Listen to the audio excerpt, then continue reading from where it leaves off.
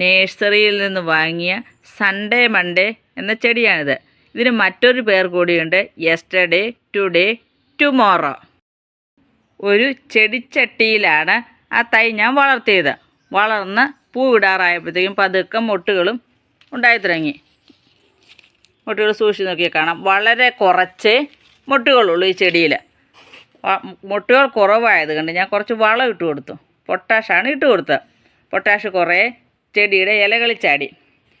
ഈ കമ്പിലെ ഇലകളിൽ ചാടിയ ഇലകൾ മൊത്തം പോയി. അടുത്ത ഈ കമ്പിലുണ്ടായിരുന്ന ഇലകളിൽ ചാടി, ഇതും മൊത്തം പോയി. പിന്നെ പൊട്ടാഷ് ചാടിയ ഇലകളാണ് ഈ നിൽക്കുന്നത്. ഇലകളൊക്കെ അത് പതുക്കെ പോയിക്കൊണ്ടിരിക്കുന്നു. 1-2 ശിഖരങ്ങൾ കരിഞ്ഞും പോയി. ഈ ശിഖരം കരിഞ്ഞു പോയത് ഞാൻ ബാക്കി കട്ട് ചെയ്ത് കളഞ്ഞാണ്. വീണ്ടും ഒരു ശിഖരം കൂടി കരിഞ്ഞു പോയത് കട്ട് ചെയ്തു.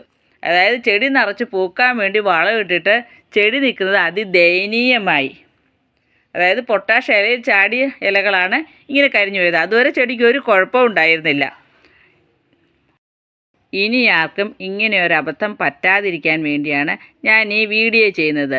പൊട്ടാഷ് പോലുള്ള വളങ്ങൾ ഇടുന്നവർ പ്രത്യേകം ശ്രദ്ധിക്കുക. ചെടിയുടെ ഒരിലയിലും ചാടാതെ ചുവട്ടിലുള്ള തണ്ടയിലും മുട്ടാതെ വളരെ ശ്രദ്ധയോടെ വളമിടുക.